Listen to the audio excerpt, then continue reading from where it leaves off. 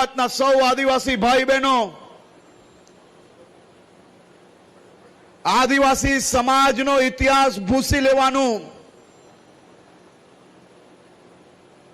જો કોઈએ ષડયંત્ર રચ્યું હોય તો એ માત્ર ને માત્ર કોંગ્રેસ છે.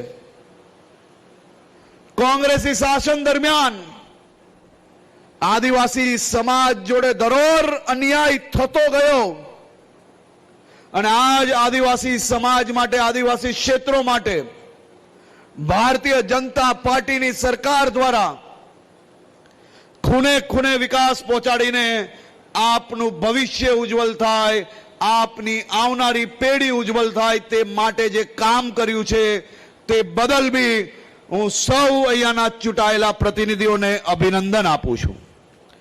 હું ખાસ કરીને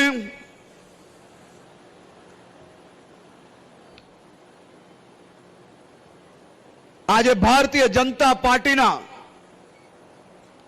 સૌ આગેવાનો દ્વારા, એટલે કે આ જિલ્લાના સૌ આગેવાનો જે અહીંયા બેઠા છે, જિલ્લા પ્રમુખથી લઈને ધારાસભ્યથી લઈને સાંસદ, પૂર્વ સાંસદ શ્રીઓ, આ બધાને જ કહું છું કે જરાક આગળ આવીને ઉભા રહે.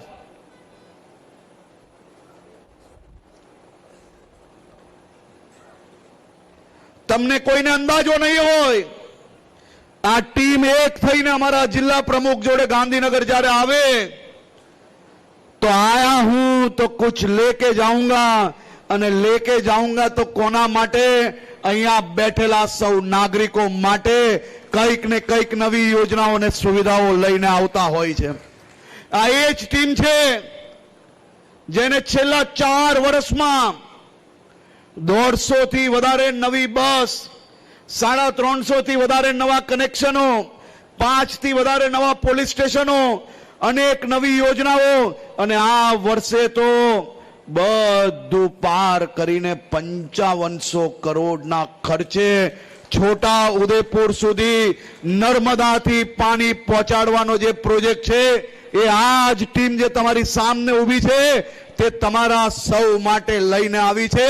મારા ખેડૂત ભાઈ બહેનો, આપણે તો ન્યાલ થઈ ગયા. દરરોજ આપણા માટે દિવાળી આવી, દરરોજ આપણા માટે રામનવમીને બેસતો વર્ષ આવ્યો. તે પ્રકારના પ્રોજેક્ટ થકી આવનારા 2 વર્ષમાં પાણી લઈને આવવા માટે આપણે પ્લાનિંગ થઈ ગયું છે. અને મારા સૌ આદિવાસી વિસ્તારના ભાઈ બહેનો, હું આજે આપને વિનંતી કરવા આવ્યો છું કે ઇતિહાસ એવો રચજો કે આદિવાસી સમાજને વોટ બેંક તરીકે નહીં, પણ આદિવાસી સમાજ એ મુખ્ય ધારા અને તેમને બધો જ હક છે તેવો મેસેજ ભૂતકાળમાં તમારા સૌ લોકો જોડે અન્યાય કરનાર લોકોને મળવો જોઈએ. આપણા ગુજરાતને, ગુજરાતના નાગરિકોને બદનામ કરનાર લોકોનો કોઈ ગામની અંદર એક બી બૂથ એવું ના નીકળવું જોઈએ કે આ કોઈ બી લોકો પ્લસ થાય, અને પ્લસ થાય તો ભવિષ્યની અંદર ફરી આપણા જિલ્લાને કે આપણા રાજ્યને બદનામ કરવાની કોશિશ કરે. આપ સૌ વડીલોને, મારા યુવાન સાથીઓને 2 હાથ જોડીને અભિનંદન આપીને આપને આભાર માનું છું કે આપ સૌ લોકો હજારોની સંખ્યામાં આવી ભારી ગરમીમાં આપે આવીને ભારતીય જનતા પાર્ટીના સૌ ઉમેદવારોને, ભારતીય જનતા પાર્ટીને આપે આશીર્વાદ આપ્યા છે. આપ સૌ લોકોને 2 હાથ જોડીને વંદન કરીને ખૂબ ખૂબ અભિનંદન.